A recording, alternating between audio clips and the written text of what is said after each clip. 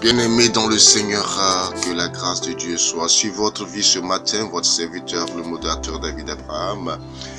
Je m'invite ce matin chez vous. Ça fait quand même quelque temps que nous n'avons pas échangé. Mais je crois que tout se fait par inspiration divine. Donc le Seigneur nous donne la grâce ce matin de nous retrouver pour partager la parole de Dieu. Alors, j'aimerais qu'on prenne notre Bible, si tu l'as ou bien si tu ne l'as pas, tu vas écouter, mais j'aimerais que tu prennes ta Bible et tu prends le livre de 1 Samuel au chapitre 9, à partir du verset 17. Je lis ce qui est écrit dans ma version Louis II.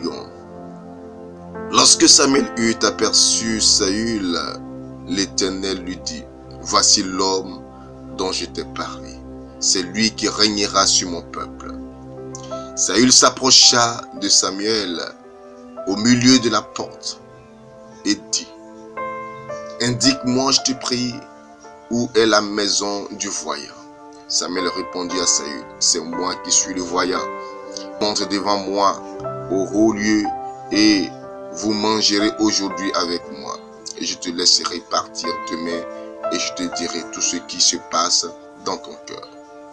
Ne t'inquiète pas des ânesses que tu as perdues il y a 3 jours, car elles sont retrouvées, et pour qui est réservé tout ce qu'il y a de précieux en Israël, n'est-ce pas pour toi et pour toute la maison de ton père? » Saül répondit, « Ne suis-je pas benjamite, de l'une des plus petites tribus d'Israël?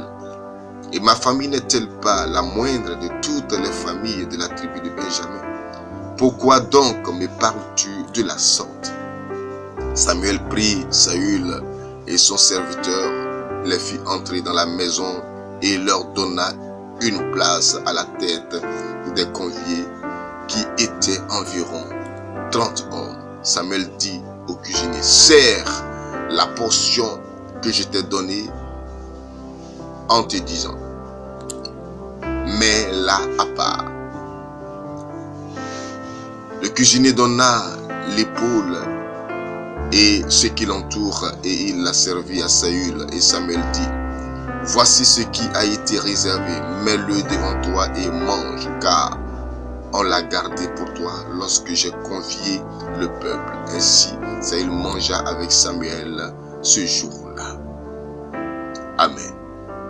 Bien-aimés dans le Seigneur, que Dieu nous bénisse. Voici un texte glorieux et je l'ai intitulé « Sur le chemin des ânesses ». Sur le chemin des ânesses, Dieu se manifeste. Sur le chemin des ânesses, la gloire de Dieu se manifeste. Dieu fait des prodiges pour ses enfants, pour ses élus. Alléluia. De quoi il s'agit dans ce texte? La Bible nous parle ce matin de Saül. Je ne vais pas dire le roi Saül parce qu'il n'était pas encore roi. Mais je peux aussi l'appeler roi parce que vous savez que la destinée prophétique, nous la recevons même avant notre naissance. Donc, c'est-à-dire, il était prédestiné à régner sur Israël. Saül était dans la maison de son père et voici que un matin, les ânesses de son père avaient disparu. Alors donc son père lui demande d'aller à la recherche. Il avait dit pendant 3 jours, ils ont cherché les ânesses sans suite, sans succès. Alors, ils vont chercher à aller voir un voyant, certainement, qui va leur montrer où se trouvent les ânesses. Ça, ce n'est pas nouveau. Tout le monde ici aime les voyants, les prophètes. Souvent, quand on a fait un songe, on va voir un prophète. Prophète, voici, j'ai fait un songe, donne-moi l'explication. Oh prophète, bientôt les élections en Côte d'Ivoire, est-ce que le sang ne va pas encore couler? On veut savoir quelque chose, ce qui se trame dans l'invisible. Et donc Saül va voir avec son serviteur le prophète Samuel. Or, sur le chemin des ânesses, une bénédiction attendait Saül. Bien-aimés, quand j'appelle ce test sur le chemin des ânesses, vous comprenez que pendant 3 jours, Saül a cherché les ânesses sans pouvoir les trouver. Il ne savait pas où étaient passées les ânesses. Bien-aimés, chacun de nous souvent arrive à ce niveau où nous cherchons quelque chose sans suite. On cherche une bénédiction, on cherche un travail, on cherche le mariage, on cherche un enfantement. Et souvent, c'est dans cette recherche, dans cette quête que Dieu se révèle à nous. Dieu se révèle à nous. Pendant que Saül était en train de chercher quelque chose de matériel, il y avait quelque chose de glorieux sur sa vie qui devait être révélé, qui est au-dessus des ânesses, la royauté que Dieu lui réserve. C'est pourquoi la Bible dit, c'est la bénédiction de l'Éternel qui enrichit et elle n'est suivie d'aucun chagrin. Lorsque tu cherches une bénédiction, qu'elle soit matérielle ou quoi, cherche-la auprès de Dieu. Parce que auprès du Seigneur se trouve la laine de vie, dit le proverbe. Auprès du Seigneur se trouve la laine de vie. Et Saül pouvait voir, parce que les voyants, il y en a plusieurs. Il y a les voyants du mal, et il y a les voyants, du moins si je peux dire, les voyants des ténèbres, et il y a les voyants de la lumière. Il y a les voyants des ténèbres. Eux tous voient. Gloire à Dieu. Mais celui qui est le voyant, inspiré de Dieu, celui-là a la révélation. En plus de voir, il a la révélation, c'est-à-dire il a la solution. Le voyant des ténèbres peut te dire ce qui ne va pas dans ta vie, mais ne pourra jamais te donner la solution. S'il y a une programmation de mort sur ta vie, il te dira, ah, les sorciers de ta famille ont programmé de te tuer et ils sont tellement avancés qu'on ne pourra plus rien faire pour toi. Maintenant, comment faire pour en sortir? Il n'a pas la solution. Ou bien peut-être, s'il a réussi à t'épargner cette mort, c'est qu'il entre en négociation. Donc, en échange, on peut donner quelque chose qui dépasse même ta mort. Alléluia. On peut te donner quelque chose qui te coûte. Or, avec Christ, la révélation est palpable et la solution est là parce qu'il est l'autorité. Il dit, je vous ai donné le pouvoir. Et tout pouvoir m'a été donné dans le ciel et sur la terre. C'est au nom de ce pouvoir que Jésus de Nazareth nous confère la grâce et la bénédiction. Deuxième message que je voulais véritablement prêcher ce matin, c'est que Saül, lorsqu'il entend toutes les paroles que Samuel lui dit, il ne comprend pas. Il dit à Samuel, il dit, mais tu parles de moi, Je suis benjamite, la plus petite des tribus d'Israël. Mighty God. Et en plus d'être la plus petite des tribus d'Israël, la maison de mon père est la plus petite des maisons de la tribu de Benjamin. Donc, dans le petit, il est encore petit. C'est-à-dire dans l'état de pauvreté que la tribu de Benjamin est, ils sont les plus pauvres encore en Benjamin. Alors, comment de telles paroles prophétiques peuvent se faire entendre? Je ne crois pas que c'est de moi que tu parles. Eh bien sûr, Samuel va lui dire, c'est de toi que je parle. Viens aujourd'hui, tu vas t'asseoir avec moi pour manger. Alléluia. La vie de Saül change en cet instant-là. Frère, la grâce de Dieu sur la vie de quelqu'un ne dépend pas de son état de naissance ou de quelle famille tu es né. Dieu confère la bénédiction depuis le sein maternel. Le riche et le pauvre vivent les mêmes conditions dans le sein maternel. C'est lorsqu'ils sortent que chacun entre dans un autre environnement, dans un environnement différent. Sinon, dans le sein maternel, nous sommes dans le même environnement. Gloire à Jésus. Et c'est dans le sein maternel que la faveur de Dieu ou bien le regard de Dieu se pose sur nous. Et Dieu prédestine notre vie à quelque chose.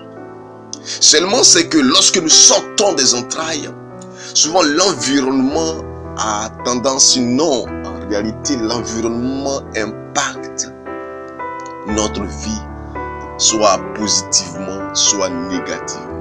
Mais ce matin, je veux changer la mentalité de quelqu'un. Tu es un héros, tu es un roi. Saül ne savait pas qu'il était distingué parmi les fils d'Israël. Dieu l'a positionné pour être le roi de 12 tribus d'Israël. Il ne le savait pas. Peut-être que toi aussi tu ne sais pas ce qui est sur ta vie. Mais je vais t'annoncer ce matin que tu n'es pas n'importe qui. Pourquoi? Parce que tu as combattu parmi des milliers de spermatozoïdes et tu as remporté la victoire. C'est toi, le héros, le guerrier intrépide. Face à toutes les adversités, alors lève-toi et bats-toi. Avec le nom de Jésus-Christ, s'il te plaît. Je ne t'ai pas de battre avec n'importe quel nom, mais bats-toi avec le nom de Jésus-Christ. Lève-toi et fais des projets de ta tête. Commence à prophétiser que quelque chose de glorieux va se passer dans ta vie et pose des actions prophétiques. Pose des actions. Prends ta feuille, prends un cahier et commence à rédiger tes projets de vie. Va sur Internet, prends des renseignements sur certaines choses. Tu veux mettre en place une entreprise, que ton cœur ne batte pas. Même si ton père a été prolétaire, cela ne veut pas dire que tu seras prolétaire. Ton père peut avoir travaillé chez des gens toute sa vie, mais des gens peuvent travailler chez toi toute leur vie. Pourquoi? Parce que Jésus-Christ de Nazareth n'a pas changé. On se souvient que notre Seigneur Jésus est né où? Dans une bergerie, dans une crèche, une mangeoire. Mais la Bible dit tout Israël parlait de lui. Sa renommée le précédait. À telle enseigne que Hérode, qui voulait le voir, n'arrivait même pas à le voir. Jusqu'au jour où il fut transporté devant Hérode. Hérode a commencé à crier, dit, il y a longtemps que je voulais te voir. Mais il ne pouvait pas le voir, parce qu'il est le roi des rois. Et il règne depuis des générations sur des générations. Son nom est proclamé, Seigneur de l'univers, Dieu à jamais. Et nous sommes les co-héritiers avec Jésus. Si nous sommes co-héritiers avec Christ, quel que soit là où nous sommes nés, Dieu peut nous positionner. Et Dieu va nous positionner. Frère, ce matin, je veux que tu retiennes ce message. Et que la faveur de Dieu ne te fasse jamais défaut. Sois béni, élevé à tout jamais.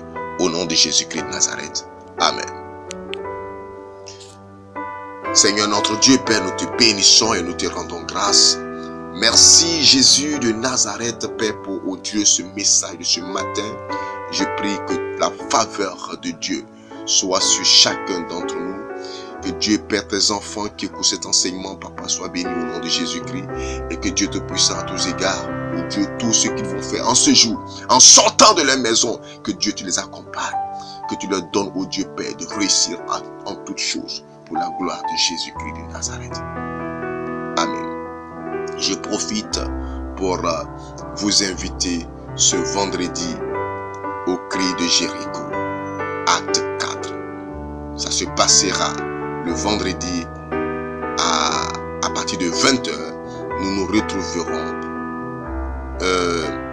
à Makori, non loin du foyer des jeunes de Makori. Lorsque vous êtes au foyer des jeunes, vous pouvez venir au niveau du terminus de bus et vous appelez au 05 2 fois 54 49. Quelqu'un viendra vous chercher. Venez pour que nous puissions prier ensemble un temps prophétique pour parler véritablement de notre Seigneur Jésus-Christ de Nazareth. Que la grâce de Dieu soit sur votre vie. Au nom de Jésus-Christ de Nazareth. Amen. Shalom à tous. Bonne journée. Cri de Jéricho Adkat, plateforme de prière, de proclamation et de révélation de la parole avec la fraternité source de vie, Shima, Milom. Thème, Marie, tabernacle du Saint-Esprit. Acte 2, versets 1 à 5. Date, vendredi 6 septembre 2019, de 20h à l'aube. Prédicateur, modératrice Émilie Ancien, Thérèse Méda. Modérateur David Abraham, frère Servet. Bien-aimé dans le Seigneur. Fatigué des injustices, des souffrances interminables et de la peur du lendemain, ce programme est le tien. Ne te le fais pas raconter. Viens expérimenter la puissance de Dieu dans ta vie. C'est à Makori quartier Sinam, non loin du terminus du bus 14. Infoline 05 05 54 49 08 50 22 73. Que Dieu vous bénisse.